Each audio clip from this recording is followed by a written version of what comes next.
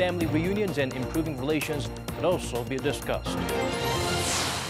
A senior diplomat from Japan is visiting South Korea to hold meetings on two important topics, the inter-Korean talks and the 2015 Seoul-Tokyo Agreement on Japan's wartime sex slavery issue.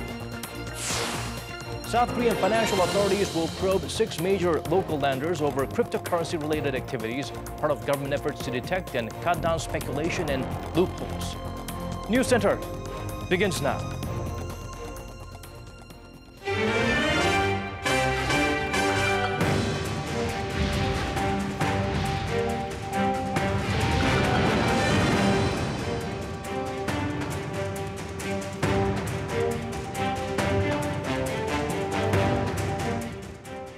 It's 8 p.m. here in Korea, live from our studio in Seoul. This is Arirang News Center. Welcome, I'm Daniel Choi.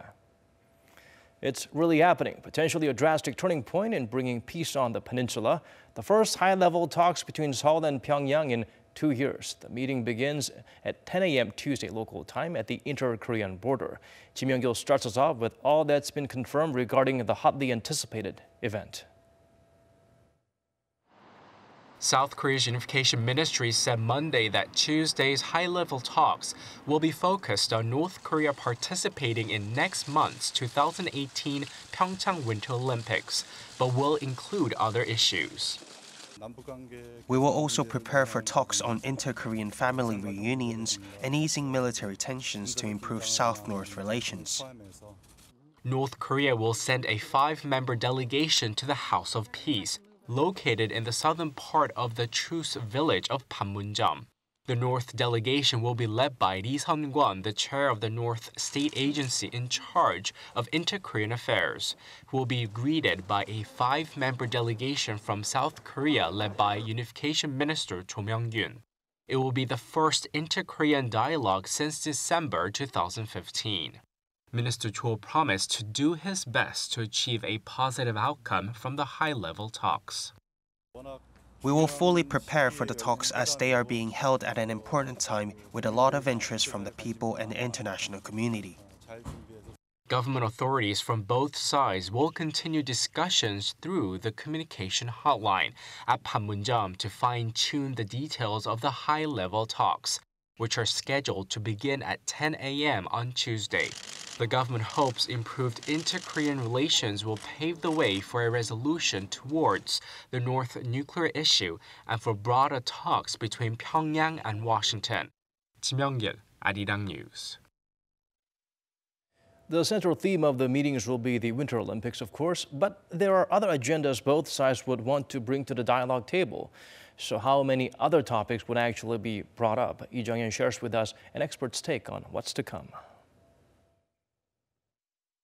The main topic of discussion at the first high-level inter-Korean meeting is, of course, the 2018 Pyeongchang Olympics. The key agendas most likely to be discussed are how the North Korean athletes would make their way into South Korea, as well as whether the squads from South and North Korea would enter together at the opening and closing ceremonies. The general perception among pundits is that these issues have fairly straightforward answers. What's drawing more attention is the other topics that could come up at the table, including inter-Korean family reunions or an easing of military tensions. The talks will mainly focus on the Pyeongchang Olympics. Inter-Korean family reunions will also likely be on the table, but the other agendas will more likely be brought up later on. These other agendas include South Korea and the U.S. putting an end to their joint military drills, a long-standing demand of the North's, as well as resuming tours to Mount Kumgang and reopening the Kaesong Industrial Complex. Experts say, however, that it would be a stretch for the two sides to discuss all of those things at their first meeting, and that just finalizing procedures for the Olympics would be enough to make the talks successful. The significance of Tuesday's talks is in improving inter-Korean relations, so using the discussion of the Pyeongchang Olympics as momentum for additional negotiations is more realistic, and it's really the key task. Meanwhile, with U.S. President Donald Trump expressing his support for inter-Korean dialogue, the expert added that however slim the chance may be, it could be possible to bring the U.S. and North Korea together for discussion if under the neutral agenda of, quote, a peaceful solution to the nuclear issue on the Korean peninsula. Lee Jung-hyun, Arirang News. Here in the nation, rival political sides have contrasting views on the inter-Korean talks. The ruling party see it as the desired outcome of the president's continued efforts. However, the opposition firmly believe Pyongyang must first and foremost give up its nukes. Kim Min-ji has the reaction from Parliament. The ruling Democratic Party of Korea called the talks a result of hard work by President Jaein and the ruling bloc. The party said although it's unknown what outcome the talks will have, it is clear that peace begins with dialogue. An influential German weekly reported on the special role President Moon is playing for peace amid military threats on the peninsula. This is the result of efforts by the president as well as the ruling party and their refusal to give up even in difficult circumstances at home and abroad. The main opposition Liberty Korea party was critical of the talks. It said they should only be held if North Korea halts its nuclear and missile provocations. The Conservative Party added that the talks should not be used to give the North more time or aid in the completion of its nuclear program. What this government is doing is not eradicating nuclear weapons, but maintaining the status quo, begging for peace and letting time pass by. The minor Conservative Padam Party said they hope the talks take the two Koreas beyond the Olympics and make strides in solving the nuclear issue. The center-left People's Party showed both signs of concern and anticipation. It said it welcomed the talks, but the South Korean side shouldn't succumb to any unreasonable demands. Kim Min-ji, Arirang News. Moving on to other stories now, we're learning that products of the biggest sporting brands in the world have been made by North Korean workers in China. Such operations have been ongoing for close to half a decade now. These major global companies have so far avoided related questions by the press. Park Geun-hye zooms in on the practice that goes against international pressure campaign to curb the regime's nuclear ambitions. North Korean workers have been making the latest products for Nike, Adidas, and Reebok under harsh working conditions in China, and we now have confirmation that these products have been exported to the United States. South Korean broadcaster YTN reports that China had been making clothing for the international sports brands in factories in Jilin province between May 2012 and September 2016. China imported North Korean workers and exploited them for cheap labor to make the sports brand products with logos that represent U.S. sports leagues. The North Korean workers usually worked from 8 a.m. to 11 p.m. When there were big orders to fill, they sometimes worked until 2 in the morning. The North Korean laborers have been making products such as Nike clothing with NFL logos, Adidas products with NBA logos, and Reebok products with the NHL logo. During high season, clothes were even produced in North Korea's Naseong Special Economic Zone, where products were disguised as made in China. Clothes were manufactured in North Korea's Raswon Special Economic Zone between June and August, the peak season. Nike's U.S. headquarters initially denied allegations that Nike-branded clothes were manufactured in North Korean and Chinese factories. Nike wouldn't answer when South Korean reporters pushed for the nationality of the workers, even after sufficient proof was provided. Adidas headquarters that owns both Adidas and Reebok confirmed that Adidas clothing was produced at 2 of the Chinese factories, but said it could not confirm that North Korean workers were involved. Adidas refused to comment after reporters from YTN showed them a contract between the Chinese factories and North Korea's labor force provider. So it appears Americans have unknowingly been wearing products made by North Korean laborers while North Korea was testing nuclear bombs and launching ballistic missiles. Park So-yeon, Arirang News.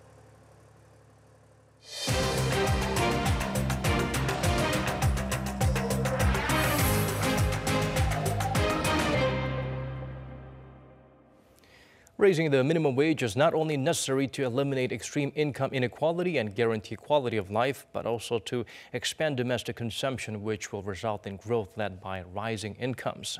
That's according to President Moon Jae-in, who explained during his weekly meeting with top aides that it won't be an easy process. 최저임금 인상으로 인해 초기에 혼란이 있을 수 있지만 길게 보면 우리 경제가 지속 가능한 성장을 할 수 있도록 건강하게 만드는 데 큰 도움이 될 것입니다. He called on the government to execute policies that will help minimize the side effects, such as creating a job security fund worth about $3 billion or a $1 billion reduction of the total cost of social insurance. The Liberal leader also asked his aides to come up with measures that can monitor, detect, and prevent child abuse and crimes against young people, especially in light of some recent news, the recovery of the body of a 5-year-old girl beaten to death by her father. This year, Korea's minimum wage went up by over 16% to around $7 per hour. To ensure the changes are being properly implemented, the country's labor ministry will begin inspections of employers. Kim Hye-sung has the full story. The Labor Ministry will start inspecting around 5,000 businesses in the country to see if they're complying with the higher minimum wage. During a 3-week transition period, the Labor Ministry will send out letters and hold briefing sessions on the minimum wage law and show examples of violations. Then, starting January 28th, the ministry will examine businesses including apartment maintenance contractors, convenience stores, gas stations, and restaurants up until the end of March. This comes after an increase in layoffs reported among janitors and convenience store employees. The ministry will check whether businesses have raised minimum wages to over 7,530 won or about $7 an hour, and whether they unilaterally change their wage systems or cut working hours to skirt the law. To violators, the ministry will give corrective orders. Employers that do not follow the corrective orders will face up to 3 years in prison or a fine up to $18,800. The Labor Ministry said the inspection is to help the minimum wage hike go smoothly.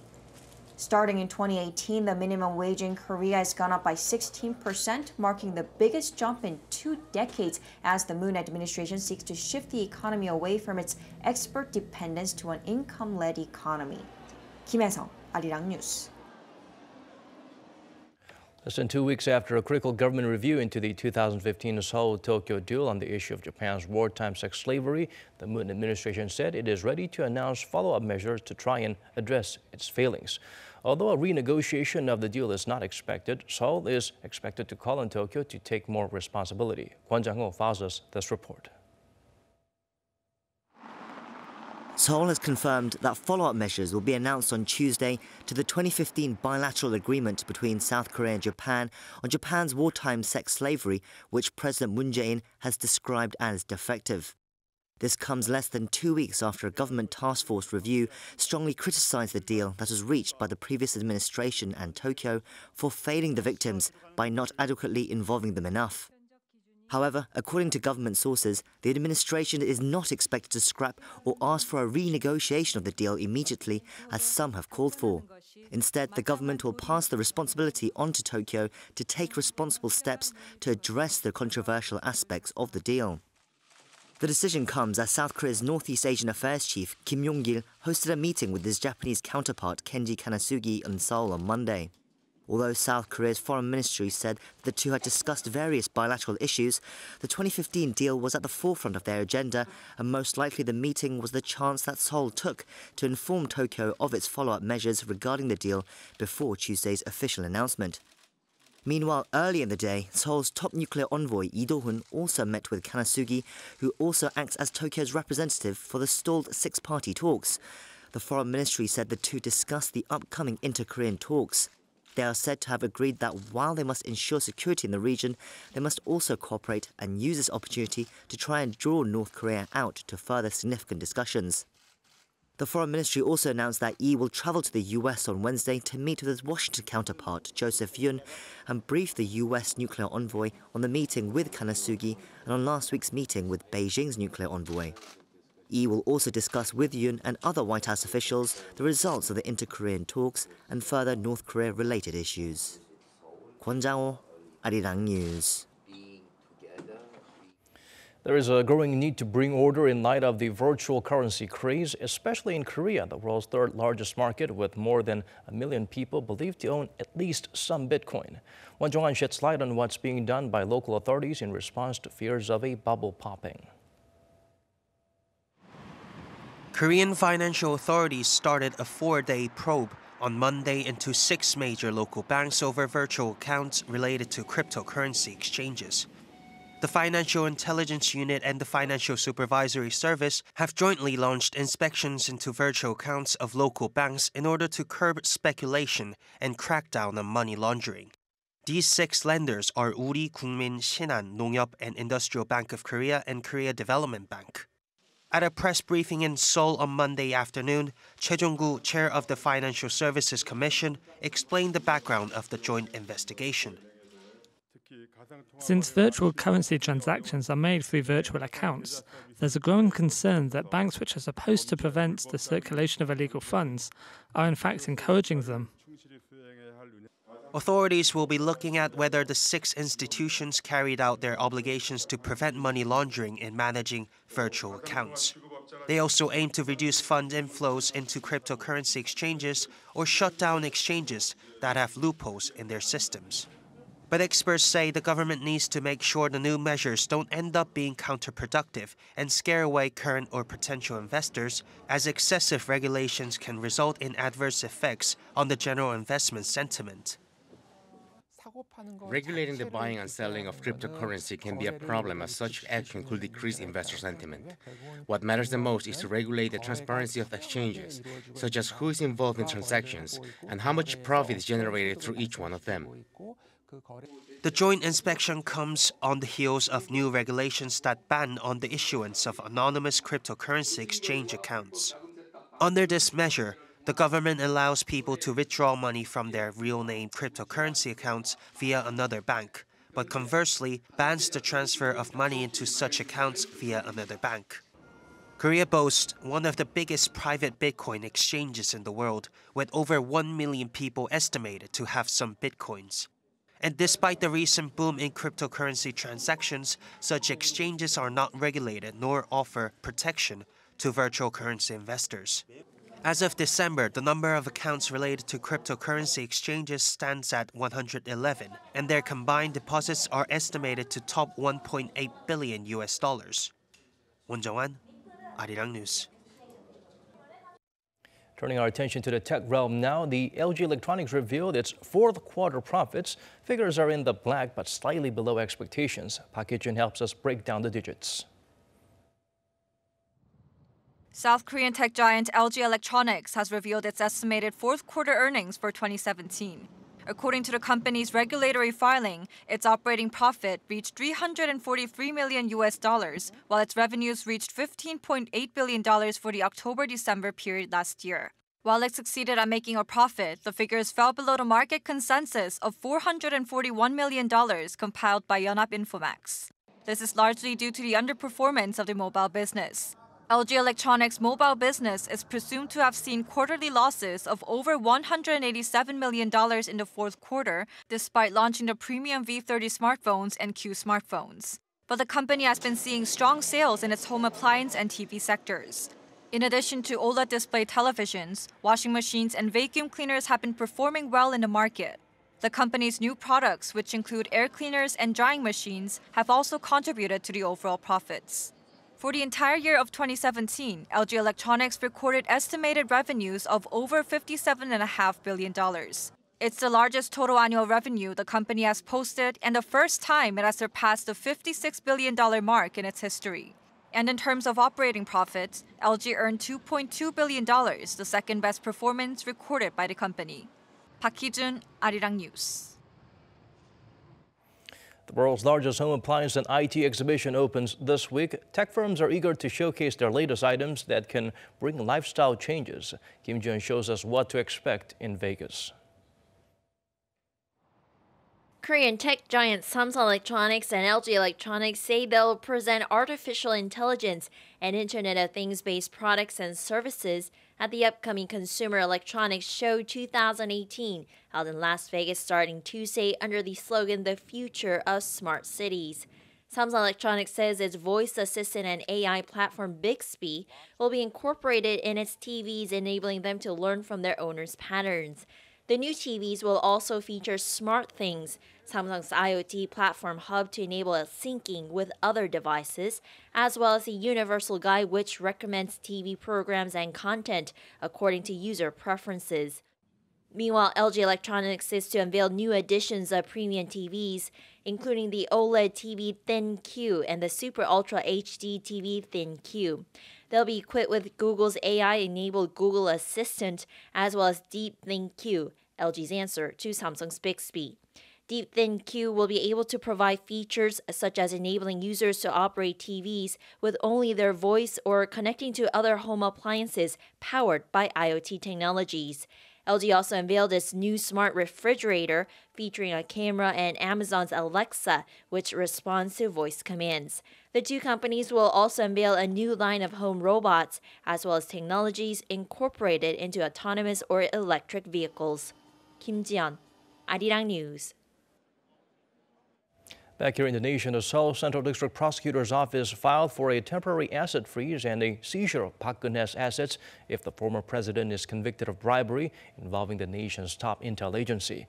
If the court grants the request, the disgraced leader will be forbidden from making transactions involving her bank savings or property, including sales, transfer of leasing property, until the end of the trial for the bribery case. Park is already on trial for 18 charges in connection with the corruption scandal that led to her becoming the first democratically elected president to be impeached in the nation's history. Her assets are estimated to be around 3.73 billion won, or $3.5 million as of the end of 2016. Elsewhere around the world, a record-breaking deep freeze gripped much of North America. The mercury plummeted 73 degrees Celsius below zero. In stark contrast, on the other side of the globe, parts of Australia are experiencing the worst heat wave in decades. Lee Ji-won has the latest. Temperatures in the northeastern United States and Canada have dipped far into the negatives, causing canceled flights and life-threatening frostbite. Mount Washington in New Hampshire on Sunday claimed the second spot for the world's coldest ever recorded temperature, with a wind chill of minus 73.3 degrees Celsius. Burlington, Vermont was at minus 18 degrees with a wind chill of minus 34 degrees, while Philadelphia and New York were freezing at minus 13 degrees. This kind of cold can cause frostbite to exposed skin in as little as 10 minutes. The snow and cold have been blamed for at least 19 deaths and thousands of canceled flights over the past few days. The National Weather Service said while temperatures will remain in the negatives on Monday evening, it'll get warmer over the course of this week.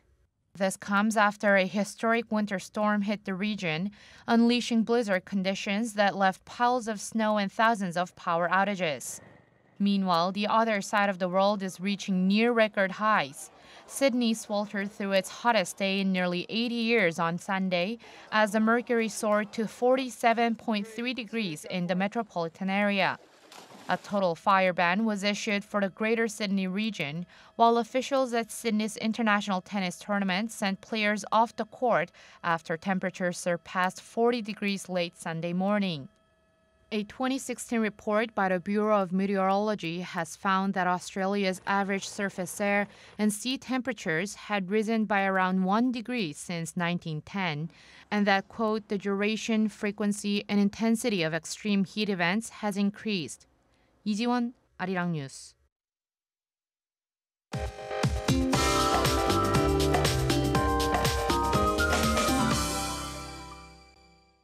Time to turn to Michelle Bach at the Weather Center for the updates you need. Michelle, I understand it's good news for visitors from tropical countries. They get to experience the total package of a winter wonderland in Korea, snowing tonight. Give us the details. Well, Daniel, we are already starting to see snow in Seoul. Now, this snow is expected to spread across the country during the night. Gangwon-do, Chungcheongbuk-do, and Jeollabuk-do provinces will receive the most between 2 and 5 centimeters, while Seoul will see a lighter amount. Now, most of the snow should clear up by the early morning hours. However, another round is expected tomorrow night. When the snow clears completely, though, an extreme cold wave will hit the nation, bringing down the mercury to below minus 10 degrees in Seoul. Now, this bizarre weather is expected to return to normal over the weekend, so hang on and stay warm. The temperature will rise up to minus 5 degrees Celsius in the morning, while Daegu and Busan begins at minus 2 and 1 degrees. And temperatures won't rise as much as today, but Seoul will remain into minus 5 degrees Celsius, while Daegu and Busan -1 and while Gwangju and Busan peaks to 4 and 6 degrees. After tomorrow, we'll just have partly cloudy skies throughout the week. I'll leave you with the weather conditions around the world.